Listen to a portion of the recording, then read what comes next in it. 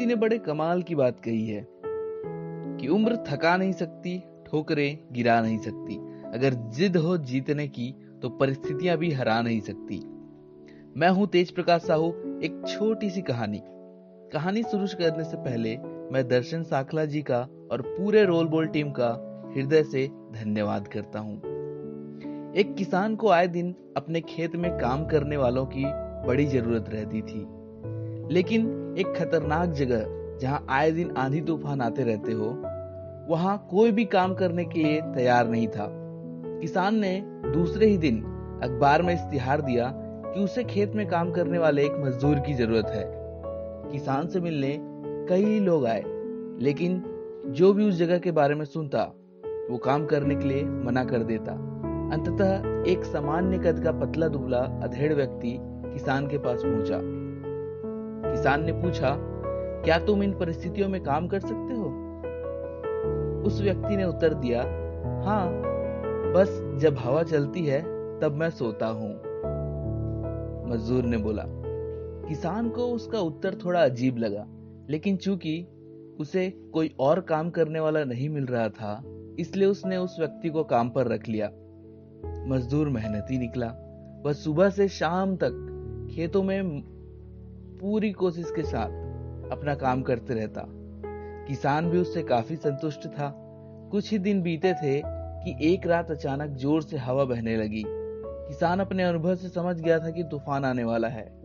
वह तेजी से उठा, हाथ में लालटेन ली और मजदूर के झोपड़े की तरफ दौड़ा। जल्दी उठो, देखते नहीं तूफान आने वाला है। इससे पहले कि सब कुछ तबाह हो जाए, कटी फसलों को बांध कर ढक दो और बाड़े के गेट की रस्सियों को कस दो। किसान जोर से चीखा।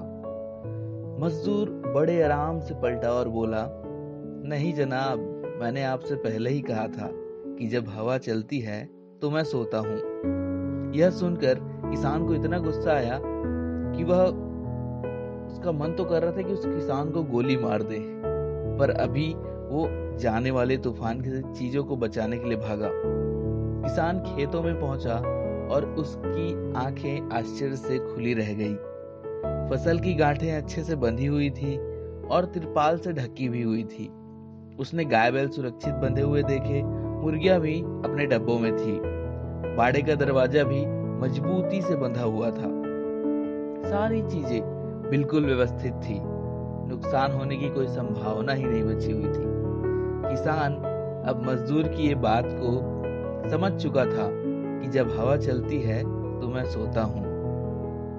मित्रों, हमारे जिंदगी में भी ऐसे ही कुछ तूफान आने तय हैं। जरूरत इस बात की है कि हम उस मजदूर की तरह पहले से तैयारी करके रखें, ताकि मुसीबत आने पर हम भी चैन से सो सकें। जैसे कि यदि कोई विद्यार्थी शुरू से ही अपने पढ़ाई को लेकर के तैयार रहे, तो उसे परीक्षा के समय उतना डरने की जरूरत नहीं है। वैसे ही अगर कोई व्यक्ति अपना पैसे बचा करके रखता है, तो उसे जरूरत पड़ने पर निश्चिंत रह सकता है, इत्यादि। तो चलिए हम भी कुछ ऐसा करें कि कह सके, जब हवा चलती है तो मैं सोता हूं।